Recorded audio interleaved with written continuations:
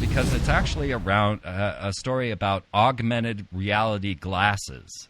So there is a company now called Magic Leap, and this secretive $4.5 billion startup aims to obliterate every television, phone, and computer on the planet. Now, how does it think it's going to do this? Well, Magic Leap and HoloLens from Microsoft are planning on giving you augmented reality through glasses that use a photonic lightfield chip. And this is much like your cathode ray tube on your television, except that it takes photons that scan across this light field chip and bounce off of nano-scaled structures that reflect light and draw a picture directly onto your retina.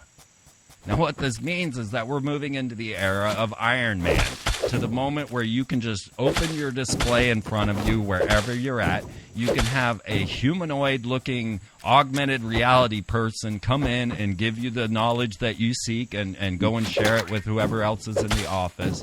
You could have octopuses and octopi, would that be?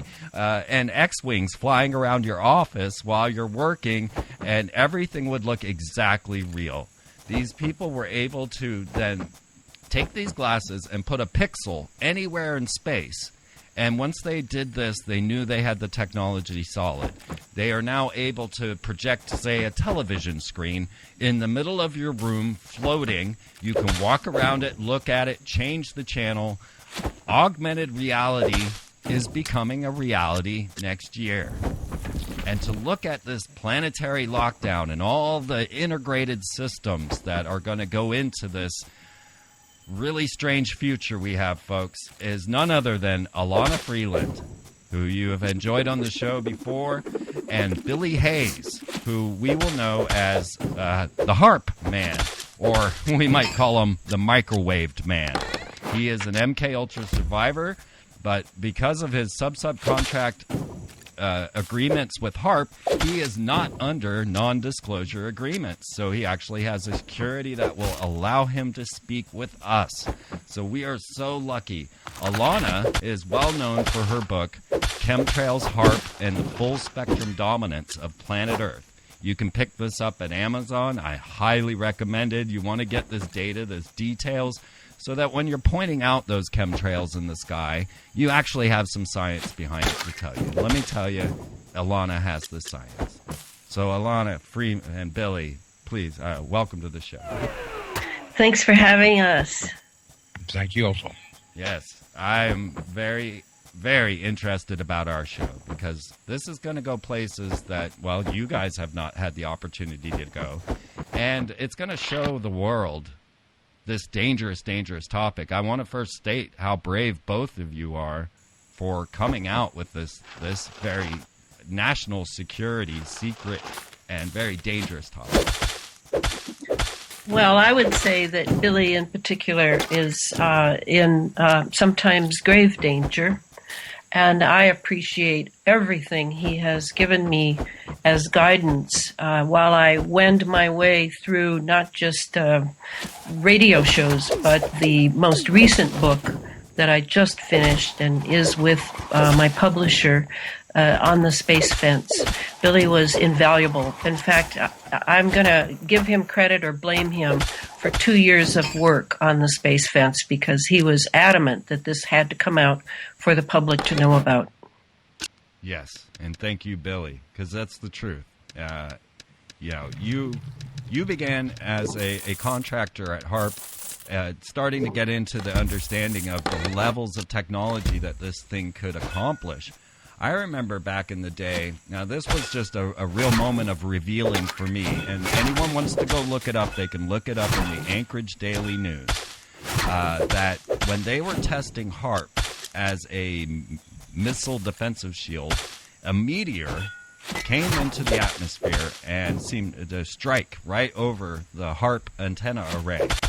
And then there was a sonic boom, and 3 hours later, an earthquake.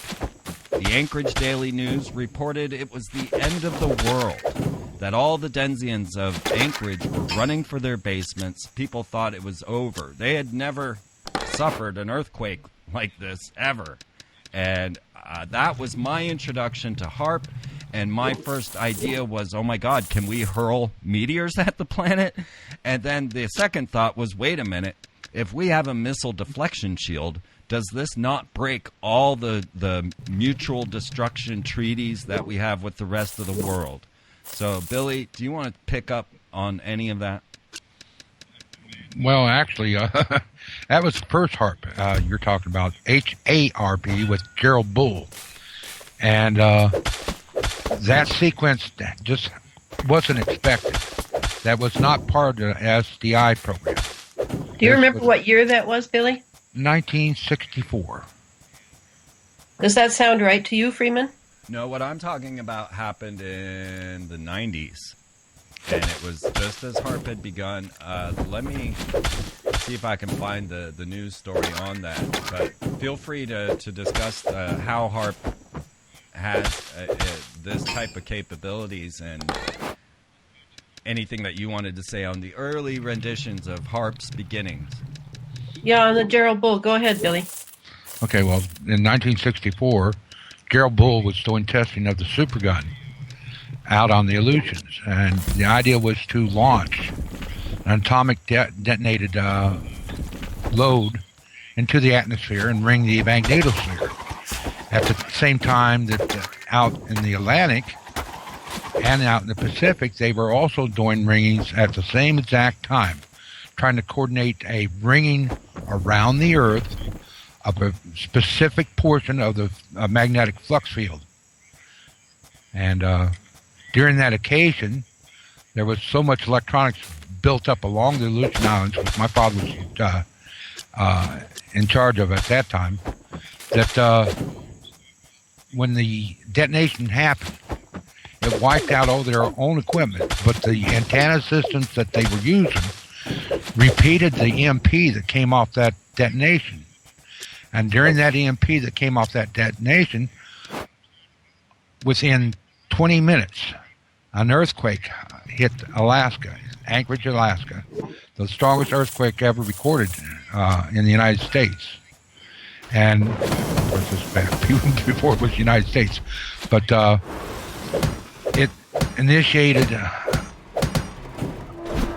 just a bewilderment of Tulines. It was so strong that the tsunami that repeated itself 4 times along the Aleutian Islands wiped out every bit of equipment that was there.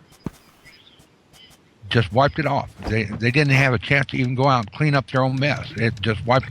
There was 25 military personnel that were lost along the Aleutian Islands that day from those tests that were there for those tests.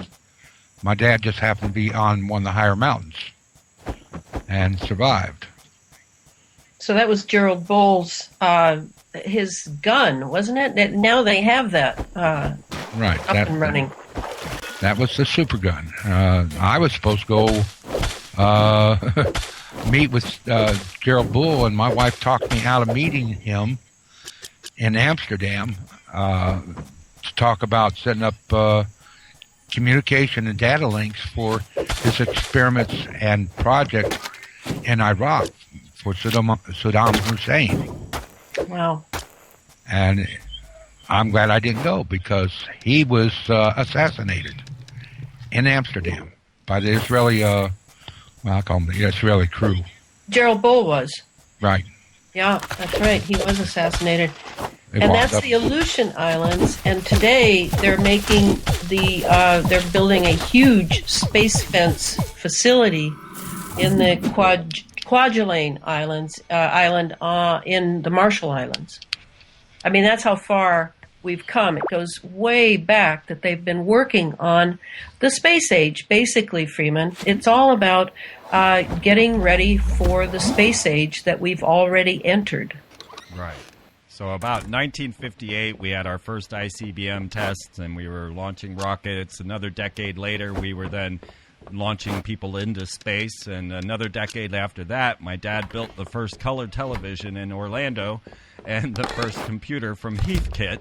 And we were trying to move into that Jetson space age as he hid that massive cathode ray tube in a big hole in the wall going outside to make it look like a flat screen TV. But, when I think back to the fact that, I was around for the first color television, and I'm not old, and how much now we're talking about augmented reality, this is just leaps and bounds that we are going. So let's try to understand this space fence a little bit first so that we can get a clearer picture of what we're talking about when we say space fence. Well, let me start. I want to that picture you have of the retinal display, basically in your living room.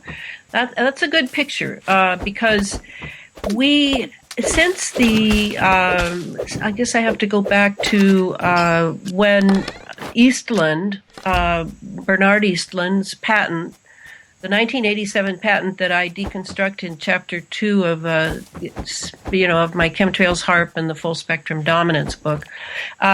He refers again and again to conductivity and certainly cyclotron resonance.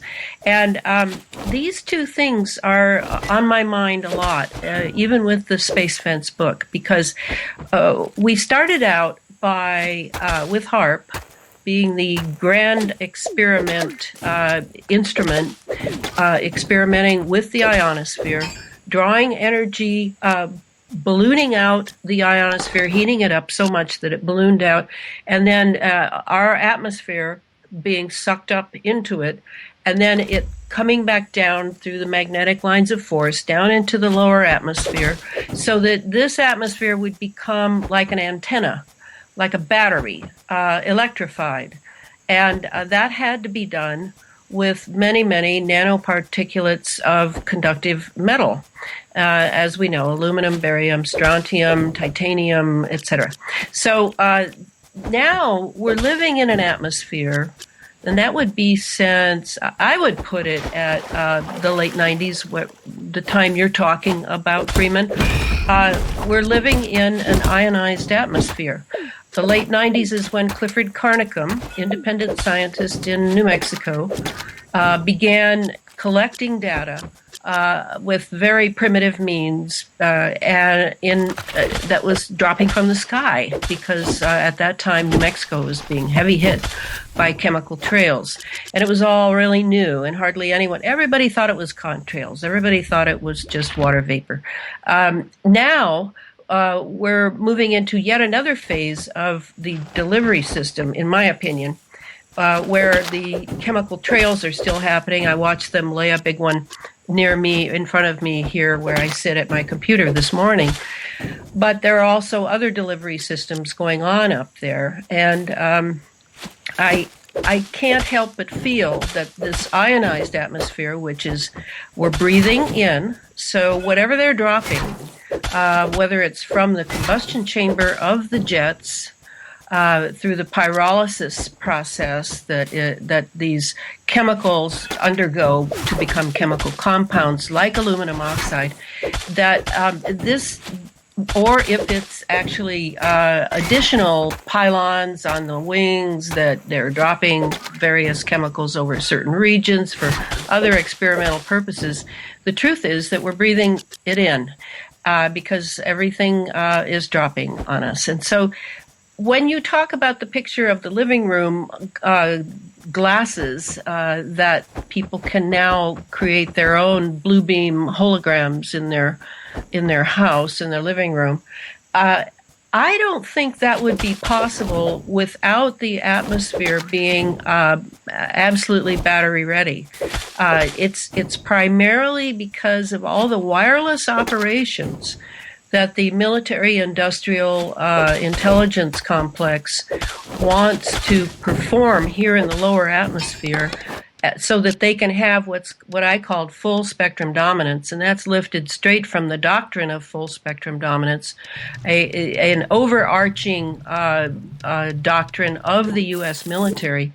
I don't think that you could possibly have such a fancy little item in your living room unless you had all the nanoparticulates and everything just charged to the gills. And in your house, of course, you have the addition of the 60 hertz wiring all around you. So you're in like an anti-Faraday cage. I mean, that's what I think. Billy, what do you think? I'm in total agreement. And you just brought up a real heavy point, is the house wiring in your house acts as an elaborate antenna system through the all the way back to the substation. All these substations are separated by wavelengths of the HAARP system, and those frequencies are resonant to the pulses, not the frequency, but to the pulses that were used by the HAARP technology. And one of the associated problems with that is it's straight wiring, so it's not able to dissipate the pulses as they come in. Anybody having Romax should understand, if they twist that Romax 2 times per foot, it will reject most of the EMP and the HAARP technology type signals from entering the house or being fed through the house. Huh. Now, tell me, Billy, all the 60 hertz are AC.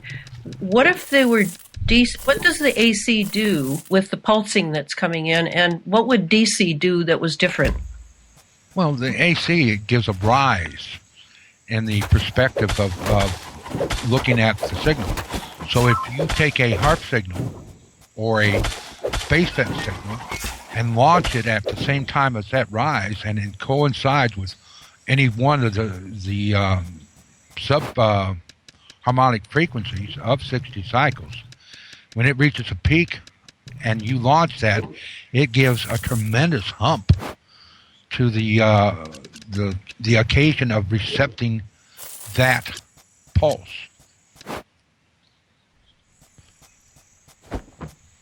All right.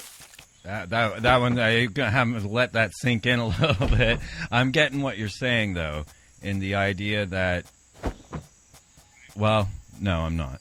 No, do you see how the chamber that is your house becomes something that can be pulsed? And now these pulses, they're coming from all sorts of devices, yes, but they're also coming from being humped from towers, NexRads, various, whether it's a Gwen tower or a cell tower.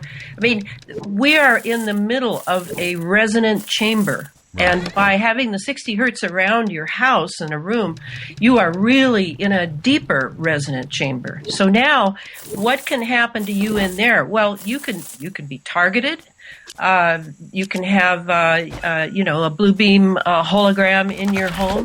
But all of this goes back to the experiments with HAARP, in my mind, and how we now have made our lower atmosphere into something like the upper atmosphere. And we can actually keep it going down here without dipping into the ionosphere as much as we did when we had HAARP going.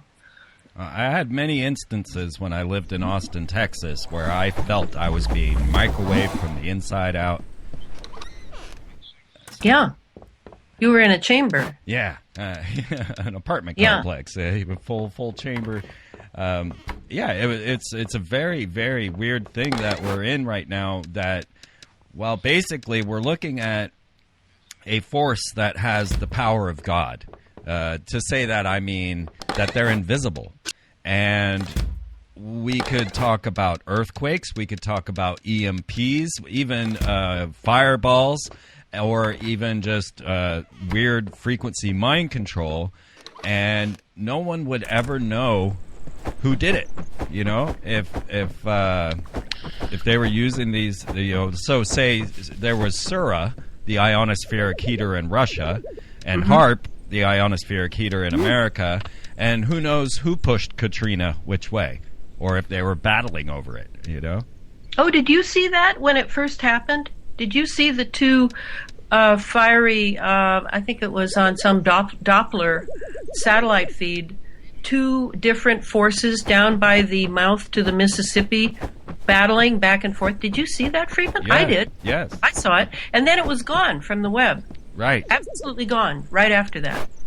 And that's Yeah, what we're I here see for. what you mean. Yeah, and that seems to be the biggest problem is anything that came out that was visually active and factual, it disappeared within a day or two of the media picking up on it or anybody saying anything about all the YouTubes that had the factual images disappeared Yes. within 24 hours. Right, and that was 2005. So you can imagine now they've got it all sealed up. They know, different feeds from NASA are now bogus. I certainly don't trust NASA feed, and other things are being bent and twisted to support the secret that is still this technology. It is amazing that you can keep a secret this long, but when I think of other military secrets, it doesn't seem so strange to me. Yeah. Even when word got out about HAARP, it was just played down. It's just a research facility in Gakona, Alaska, trying to understand the ionosphere. What are you worried about? And I had an experience in that. I had just read in 1997. I had just read Nick Begich's book and Gene Manning, "Angels Don't Play This HAARP," and I had taken the book along with me to a substitute teacher job. And was sitting in lunch in the faculty room, and two male teachers sat down to have their lunch, and a little mousy woman was to my left who never raised her eyes from her sandwich. And they asked me about the book, and I told them the little bit I knew. And then the next day, I had a military chopper over my house for 5 minutes, I guess, putting me on XY coordinates. And then from then on, my phone had this weird click thing. So I found out pretty early that it was a dangerous subject in the 90s. I really don't feel that now, at least for someone like me, where I don't have a PhD in plasma physics. I think that I do know a couple of physicists who are now interested in this and what's really going on, and who are falling out of the conditioning that they went through in grad school, who are appear to be being targeted by electromagnetic weapons. I think it's, as I like to say, I think it's probably not a good idea to have a PhD in physics at this point. To me, Billy has been really valuable because he had the hands-on experience from the very beginning of this technology, and that's really, it helps to give me ballast, because I'm good on big picture and I'm good on research, but Billy gives me those pictures from what he and his body actually experienced. Billy, tell us a little bit about the sounding rockets, thermite, and how this is related. Every launch we have of rocketry, including the shuttles, has always been assisted with a solid boost rockets. These solid boost rockets are a combination of chemicals that make up super nanothermite, which is burns so fast that the explosion that comes off from it is used as thrust for these rockets. This nanothermite contains all the contents that are being utilized in the chemtrails. The plume that's left behind the rocket as it leaves the Earth's atmosphere maintains a burn while it's going into space. That burn leaves these particulates of the same thing that's in chemtrails in outer space during the launch, up to a specific altitude that when it burns off, the boosters are released. They fall back into the atmosphere or fall out near space back into the atmosphere. This propellant falls behind the shuttle and gets sucked into space. And the sounding rockets that are launched at Wallops and Canaveral and Vandenberg all maintain the same content in these sounding rockets. They launch to do, they call it a visual effect of the ionosphere and the illumination of aurora borealis effects. And that's why people are seeing the aurora all the way down to Texas. Absolutely. They're contaminating the near space areas with these rockets. The plumes, all these rockets. This stuff eventually works centrifugal force with the Earth moving. As long as this stuff is in orbit, it will centrifugally mend itself back to the equator lateral position of the Earth, making a positive ring around the Earth. And that's the part of the space fence that's in near Earth orbit. Let me add a little bit to that before we go to that. I just want to add a couple of stories so that people know that you're right up there with this. There was an event that occurred not long ago. It was called the Cloud of Care, and I covered this. You could watch the launch live on my website from the Wallops Flight Facility, and it was called the Cloud of Care. And CARE stood for the Charged Aerosol Release Experiment. Now, the open reason for launching, now what this was a rocket that launched up into the upper atmosphere at about 180 miles and released a cloud of aluminum oxide. And they said that this was to test for noctilucent clouds. And they released this thing, and like I say, you could watch the launch live on my website, but when it hit the news, and I have the news on my website as well, they were saying, oh my God, aliens have opened a portal in space. And the news said, we have no idea what this is. There was an opening in the sky, and then it went away, and it was the craziest thing. And they were going, the newscasters and everybody you could watch the launch live from my website. I know what it was. It was the Cloud of Care. So here is a prime example of a charged aerosol release experiment open to the public, but not to the news, of releasing aluminum oxide clouds. Another one that was very much the same story was when an ICBM was launched over President Barack Obama as he was receiving his Nobel Peace Prize in Norway. This, of course, was known as the Norway Spiral. Now, again, the news announced aliens greet Barack Obama for his Nobel Peace Prize. But what happened was there was a Russian submarine in the White Sea right there. They launched an ICBM. Nobody seemed to care that Russia launched an ICBM over the president receiving his Nobel Peace Prize. But then this rocket was spewing, like the Cloud of Care, out of the side of the rocket, making it spiral in space. And then that happened to occur directly above the ionospheric heater known as ISCAT. And it seemed as if ISCAT was pulsing this aluminum oxide cloud. Now, aluminum oxide, folks, is the base element of sapphires. We're talking about gem and minerals in space. So we're going to get into this as we start to talk about this cloud forming out there. But there are two public examples for you that you can go look for yourself. Aluminum oxide cloud in the Norway Spiral and the Cloud of Care. Open science right there. Well, that was really good. I didn't know that about the Nobel Prize and the Norway Spiral. Too much. You can't write this stuff. So, Billy, we got this stuff going out there. It's in all kinds of gem minerals and nanoparticles. What's this all about? It's a fact that they're trying to devise a communication data system that will be around the Earth in such a way that no matter where you go, this ring, which will be eventually like the rings around Saturn, will be able to respond to any frequency that is in that bandwidth or the resonant length of those rings. Therefore, if they're pulsing 6 pulses per second, there is a portion of that ring that will be resonant to 6 pulses per second. Down here. Down on the Earth. Yeah. And outer space. So any type of communication that was digitized, that was pulsing at the same rate on the frequencies that they want to utilize, will be reflected on that ring and act as number one, as a translator, being able to, like a repeater, be able to receive it and repeat it.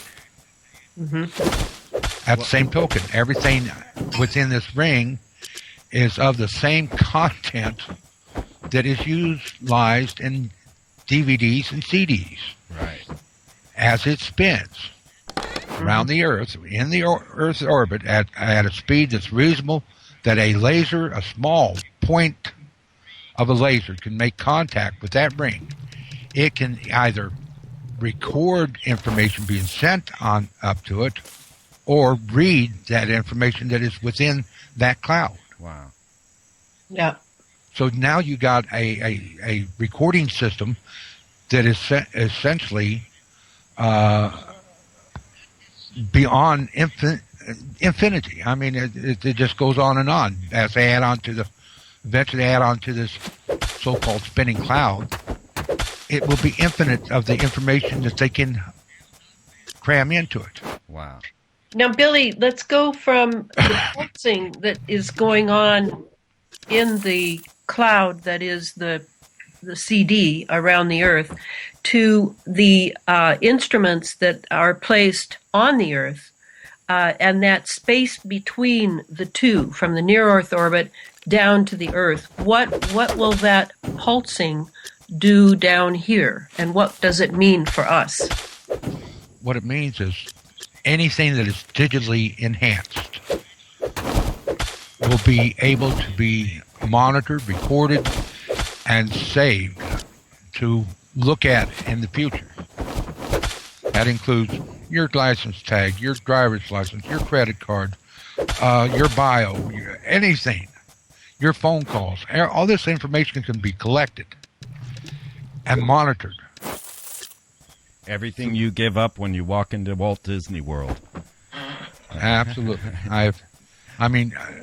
Now they're trying to devise frequencies into the tera wavelength, which would include your DNA.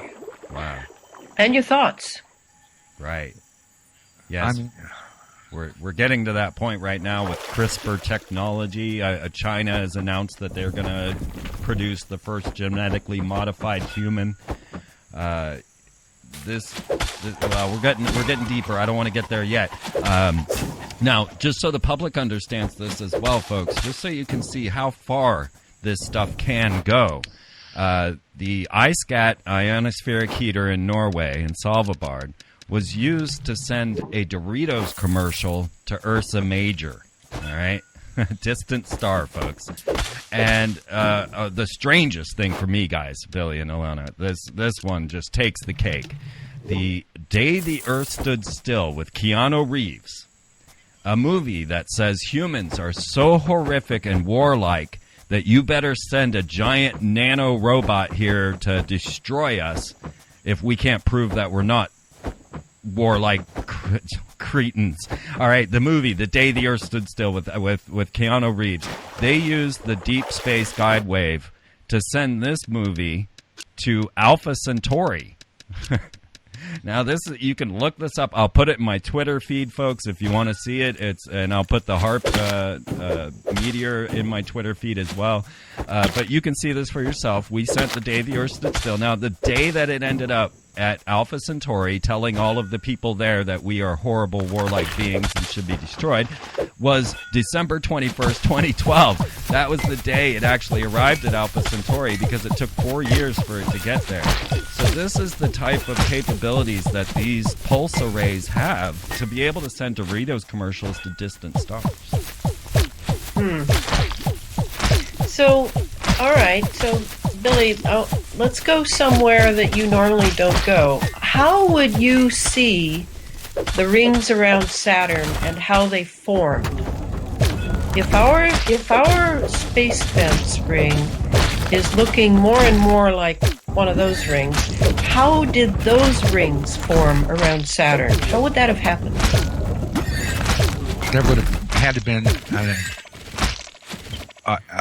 asteroid or something hit the planet that would have had to send debris up out of the methane.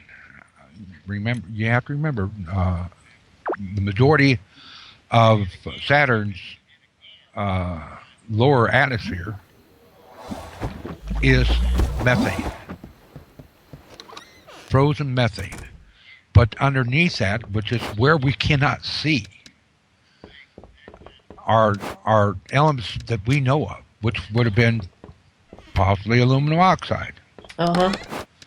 And it would have thrown all this debris out around the whole complex of Saturn. And the centrifugal force of Saturn's spin eventually centrifuges this to the center of that spin.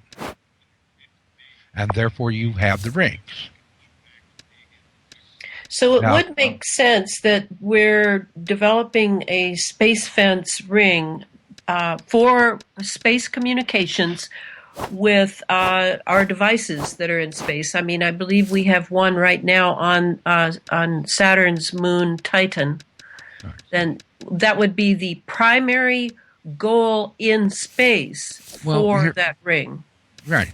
Here's what one of the projects that Bernard Eastlund was participating in was ringing the rings of Saturn with HAARP. Intentionally trying to bring it. And when they did bring it, so all of a sudden they had a hexagon that showed up on the polar region, the North Polar region of Saturn. Right. And it's been there ever since. Fluctuating and in and out, but it did something to the magnetosphere of Saturn.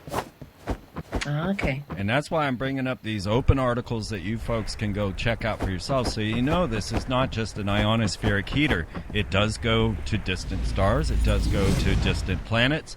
And it could absolutely be ringing the rings of Saturn without a doubt. Now, we had a Lacrosse mission. NASA launched a rocket, a kinetic weapon, straight into the moon. Now, there was really no purpose for this as far as the public examples were coming. They said that they crashed this rocket into the moon to discover water, but India had already discovered water on the moon just months before.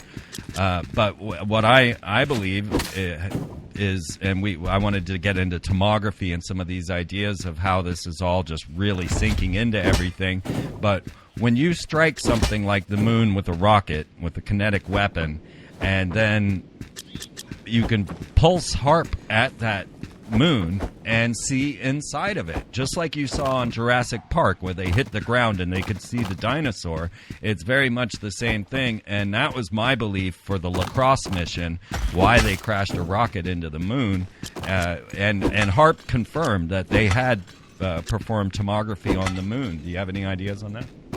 You hit it right on the button. The impact of this single component, kinetic energy component, hitting the moon, created a sounding that vibrated the whole moon. You know, it didn't just pump a little thump right there where they hit. It actually shook the whole moon in such a way that any signal coming to it would have been reflected as an echo. This was the reason that they were utilizing HAARP to do it. It devised a way to do interplanetary sounding. The experiment on the moon was just the beginning. You notice now we keep on sending things out, hitting all these other planets. The intentional bumping of impacting other planets in order to what? See what it's made of. See where these areas of high mineral and chemical compounds are that they want to eventually maybe mine, for instance, on the moon. I mean, the idea of having helium on the moon is major. Helium-4 is mandatory that, whoever gets there first gets to mine it first. Well, the Chinese are getting ready to do that. Yeah, no one's expecting China, right? They don't see that coming. No one thinks about the fact that Kazakhstan is the major launch pad for the world. NASA's fallen way behind. We've got SpaceX rockets exploding on the tarmac. But Kazakhstan, the Russia-China alliance, they've already got their first military space station going up. China is way ahead in this space race. Well, you think so? Well, I don't know, but I mean, sure. maybe not way ahead, but much farther than I thought China would be. Is I guess what I meant. Way ahead for China. That's what the War and Space thing, CNN thing said, wasn't it, Billy? That Russia and China were way ahead.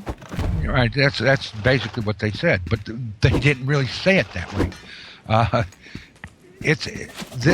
What CNN presented is what's happened in the past and not in the future. Mm-hmm. Right. All these things that they were contemplating have just recently lost their their security. They're no longer classified material. Right. They were able to actually go into places that have been normally in the past classified.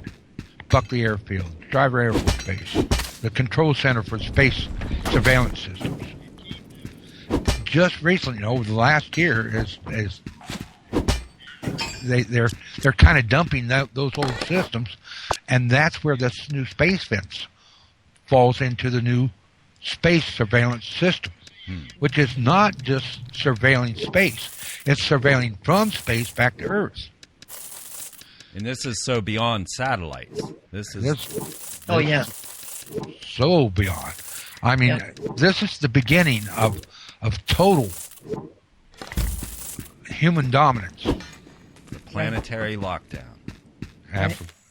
Right. And it's important to remember that the space fence was up and running under the SDI, the Strategic Defense Initiative, back in the Reagan era. And right before, actually, too. But that what they were lacking, and this is my opinion, what they were lacking was what HAARP has given us, which is this sort of ionizing of the lower atmosphere. They really needed that in order to produce not just a space shield, but a space CD and the lockdown on all of the instruments down here that are calibrated to operate with the space fence. That's a real key point, and Billy knows a lot about that. Yeah, we're talking about smart meters, monitoring smart meters, being able to transfer information from everything on this earth that it has a digital recognition. That means your TV, your computer, your cell phone, your smart meter, going to the cash register, anything that has a GPS lock on it. And the only way to get out from underneath the control of this would be at this moment in time, knock out the GPS system, which is what this so-called space war is all about. Because technically speaking, you could not have a war today without GPS. You have no way to see where these locations are accurately. You're back looking at a map. Right. Yeah, boy, I remember the day. Well, let's take that to the ultimate level and analyze a little bit of this in the ideas of mind control, because we're getting to the end of this first hour, and I'm thinking of something you discussed before, as the troops in Iraq just suddenly gave up. That was the weirdest moment. Well, that was the voice of God weapon, and I mean, I think everybody knows about it now, but at that time it was very, very unknown, and it did seem mystical. And it's how I think of people now who jump to the ET conclusion with no research, no really looking into the facts of the matter, and completely underestimating human cunning and capability. That voice of Allah, they called it then, but that now is known as, I think I would call it synthetic telepathy, and what's the other term? Like There's another neurophone. Beyond the neurophone. Beyond that. This is V2K, voice to skull. Mm-hmm. Those are the two terms that it's known for, and that too depends on pulsing. That too, everything has to do with resonance, Freeman. Everything, and that's why ionizing the atmosphere really eases these technologies into place. You've seen this same system utilized in crowd control. It's called LADAR. Right. That's just a simplified, low-powered portion of it. In Iraq, they went out and had these, in advance of us going in, they had these Halftracks running around out in the desert with these dishes on them that nobody understood what they were, you know? Right. Right. And this was LiDAR. They were pumping out hundreds of thousands of watts per unit by putting in a amplifier that just plugged in into the system. Normally it's only 1,000 watts. You plug in this PA into it, and all of a sudden you got 100,000 watts. And as I recall, they took over the FM stations too and put subliminals under the religious music and the speeches. Correct. And this LiDAR would intermix with the FM. So not only were you getting voice communications, you were also getting the subtones off from this LiDAR all over. Within 500 miles, anywhere they lit up these LiDARs, it would reflect off from the local atmosphere and interject into the transmitters of these FMs. Now, not AM, it wouldn't work, but with FM stations and TV stations, it would integrate within that signal. Which brings us back to your initial comment, Freeman, on this new device being put out. I think, did you say it was Microsoft or no, it was Google? This device, I would be very cautious with it as to what sort of subliminal capabilities it has being piped into it, under it. Oh, yeah, I'd be really... And it was called Magic Leap. Yeah, and, I'll bet. It will be coming out. And we're going to get into a little bit of magic, folks, in the next hour in the members section. Because a magician, the only ever academically accredited magician, designed HAARP as a psychic machine years before it was ever built in Alaska, and I'm going to cover that with you. And I'm one of the rare people who actually had this magician on my show. He has died since, so I am pretty much your only interview that you'll ever get from the only academically accredited magician. He designed and created a degree in magic at Berkeley and passed it. And on the weirder note, guys, Billy and Elana, I want to ask you if this is just a random thing. Maybe you thought about it, maybe you haven't, but John Kerry and Buzz Aldrin in Antarctica. Bingo. Come on. What is going on? Now, Buzz Aldrin, he's running around saying there's showing the monolith on Phobos. He established the Freemasonic Lodge, Tranquility Lodge on the moon. John Kerry is Skull and Bones. His secret name is supposedly Long Devil. Don't know if that's true or not. But here we got John Kerry, Secretary of State, Buzz Aldrin, man to land on the moon. And they are having some serious difficulties in Antarctica. And what do you guys think? Well, go ahead, Billy. You can start. I got my opinions out of it. That's all I'm asking for. This is not fact. This is my opinion. There is something been going on down in the Arctic ever since the Nazis were there. Yep. Yeah. And I believe this is all part of it. There are signals that I've been monitored for years and years and years. I put up 28 stations around all the way into Australia, Ascension Island. All these stations were put up there to monitor nothing more than what was going on in Antarctica. There are stations, Russian and Japan and China, England, the British got their own stations all over the Antarctic. Why? Because they're watching something. They know something's there. Right. I'm right there with you. Yeah. Right, What and about then you, Elana? part of it part of it, Billy, is Operation Deep Freeze, which you clued me into, and I wrote about in the Space Fence book, and how what I've been really thinking a lot about, because I'm friends with a woman named Rose in New Zealand, and New Zealand is where is the port of call for the ships going to and from Antarctica. And as Billy told me months ago, many of those barges that are going there were loaded with radio equipment. So we know it's electromagnetic. We know whatever's going on and being built or conducted there is electromagnetic. The recent earthquake in New Zealand, not that far from Christchurch, one more time, it seemed to me that Kerry was in town 1 or 2 days before that. He was in New Zealand, and he met with John Key. Now John Key, who was the prime minister, has resigned. So, if you follow the breadcrumb trail of these events, we had an 8-point earthquake in our Antarctica last February, and now there are all sorts of ring of fire things. The most recent being the Indonesian one just yesterday. I think that they're what did Nick Begich call it? They're tweaking the dragon's tail.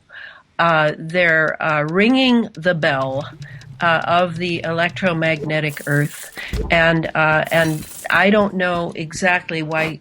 For Buzz Aldrin, I have to say that I consider all the astronauts to be programmed in order to do what they have done and in order to carry the secrets they have carried. So I don't know about that, but I see it all as one huge drama having to do with the earthquakes around the Ring of Fire as well. Well, here's another thing. Talking about astronauts. All these astronauts that have been in space have undergone heavy concentrations of RF and magnetic field penetration. Yes. Similar to, they have been through, equal to what I've been through. Yeah.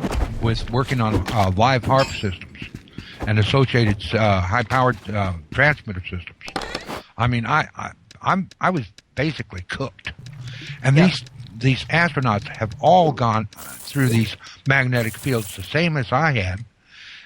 And when they step into a radiated field like this, they have always gotten sick. You look at every one of them that was hospitalized.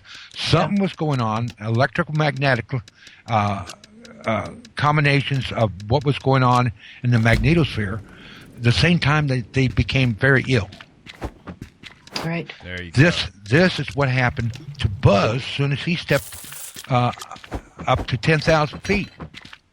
They gave the excuse he was running out of air, but that isn't what happened to him. The gentleman was having seizures, just like I do when I get into an RF effect of certain pulses. And that's really what's happening to all of us right now. We are under this frequency attack. We can't trust our own emotions. We have all of these chemicals and particulates going into our lungs. We're laden with heavy metals. We're feeling sick, run down, and, along with all the media mind control, then we have all the frequency mind control coming in on us. And let's try to end this on some sort of high note of really trying. Well, there is no high note, folks. There really isn't. No, I have something positive to contribute. I say it every radio interview I possibly can, because I deal with really heavy stuff, and I have to sift through it and make it mine and see how it fits into the big picture of the time we've been born into. I feel it's a great opportunity living now. Yes, it has danger. Every time has danger. That's nothing new.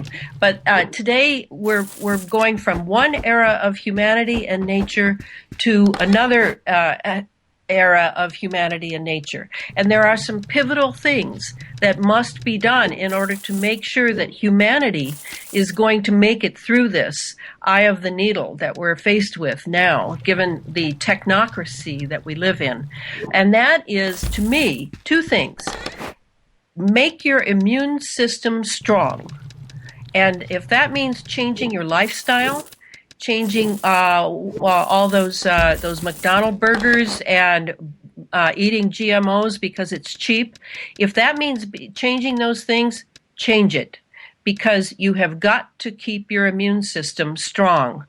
I have a very strong immune system because I've been eating basically macrobiotically for 35 some years.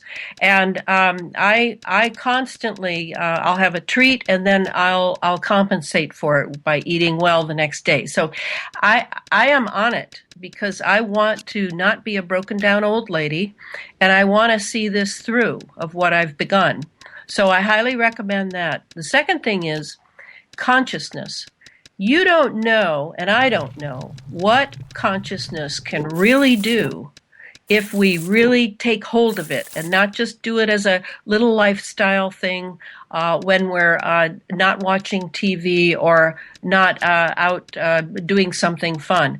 Consciousness is every day, every minute, how you bring to bear your consciousness on what lies before you in life, just regular life, nothing terrifically dramatic, but that includes now when you go on Facebook, when you have phone conversations, when you meet people, when you're writing things, you must realize that your consciousness is our ace in the hole as a people. I am not concerned about the elites as long as many of us, I know I can't ask for everyone, but many of us are laying hold of this ace in the deck of consciousness. We don't know what will happen as we push on that in order to retain a humanity that we will recognize as human in the future. That's kind of my desideratum. That's what I go with, and what drives me to write the books I do, give the talks, etc. Very well stated, and that is the truth, folks. Our consciousness is the one thing that we're all out here trying to save.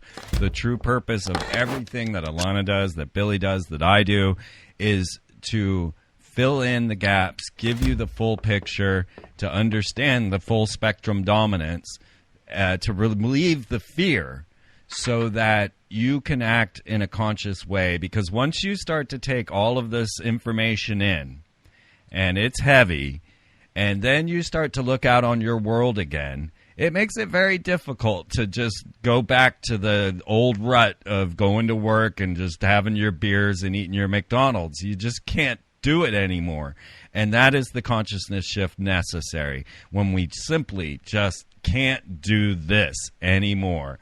Oh, they make it look all bright and shiny, and they're going to give you augmented reality with HoloLens and Magic Leap, and you're going to think, oh, this is the world. But realize that we are controlled by psychopathic elites that really want to dominate life and are on the precipice of immortality. And this is something that we're going to get into in the second hour. We're going to get deeper into transhumanism, how all of this is invading your body, and looking at the true puzzle that is life on planet Earth, including the ideas of magic and the occult that I'm going to throw into this puzzle, much to Billy Hayes' dismay.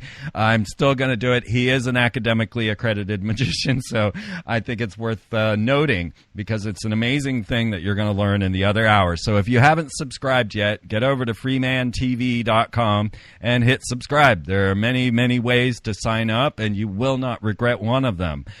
Those of you, and I should put this at the beginning of the show, if you have subscribed and have not filled out, created your own profile there on freemantv.com, please do so that I can activate it and you can get access to the members section. It's super simple, folks. Just go over to freemantv.com, hit subscribe, and it supports all these efforts. It gets Elana Freeland out into the world world so that more and more people can hear her. And it just really, it's a good thing to do. So come on over to freemantv.com and subscribe. If you want to get Elana Freeland's book, it is available on Amazon. It is Chemtrails, HAARP, and the Full Spectrum Dominance of Planet Earth. Just search Elana Freeland. Of course, it'll be linked right here on freemantv.com. Billy Hayes, he doesn't have a website. He is here truly just dedicated from a heart, soul, purpose. He has nothing to sell you. He just really, really needs you to understand the danger that you're in, and has put his life on the line and even his health on the line to bring this information out to you. And I want to thank you, Billy, so much for your honor and your courage. And I don't know if you're still there right now, but we will pick you back up on the other side. If you're not, if you are, chime in.